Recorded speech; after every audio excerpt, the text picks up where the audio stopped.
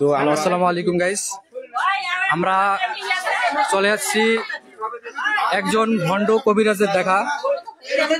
সে ধরা পড়ছে হলো ভুঙ্গামারী উপজেলার তেলের পাম্প সংলগ্ন পূর্ব পাশে। সে একটা বাড়িতে কবিরাজের কাজ করতে এসে সে ধরা পড়ছে। আসলে সরাসরি এই যে লোকজন আছে আমরা শুনবো। আসলে ইনি হলো, আপনার নামটা কি বলেন? রাসেল। বাড়ি কোথায় আপনার? নাকারগঞ্জ। তো আপনি এই জায়গায় যে আছেন কি করার জন্য আছেন? মূলত রোগীর চিকিৎসা করার জন্য আছেন। রোগীর চিকিৎসা নামক ভণ্ড তথ্য দিয়ে যাচ্ছেন লোকজনের কাছে। আপনি তো সরাসরি ধরা পাচ্ছেন, লোকজন তো তাই বলতেছে।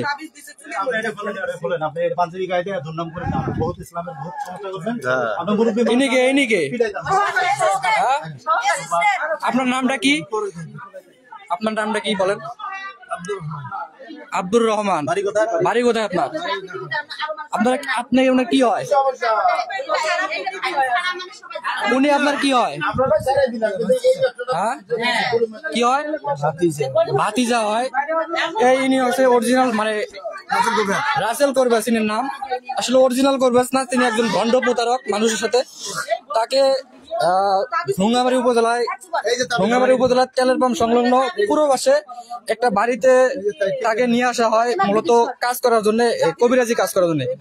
তিনি এসে ধরা বলতে অনেক জায়গায় খনন করে। সে অনেক জায়গায় খনন করছে, যেমন খাটের তলে, এমনকি বাইরে। কিন্তু সেই খালে তিনি নিজ হাতেই আর কি এই যে এইসব নিজ হাতে এইসব তাবিজ রাখে। সেটি সরাসরি তিনি সরাসরি ধরা খায়। স্থানীয় লোকদের কাছে আপনারা যদি শুনতে চান আমি দেখাচ্ছি। দেখেন, এই যে কাকু একটু বলেন যে এই জায়গায় কি ঘটনা ঘটছে, একটু বলেন আমাদের দর্শকদের উদ্দেশ্যে। আমাদের বাড়ি হলো ভুঙ্গামারী উপজেলা, গ্রাম হলো দেওয়ানের কামার। তো দেওয়ানের কামার তেল পাম্পের পূর্ব পাশে আমাদের দুটার দিক উনি আছে কি আমার এক ভাইয়ের চিকিৎসা করবে। উনি হয়তো তাবিজ কবজ করছে আগের যেটা প্রথা ছিল।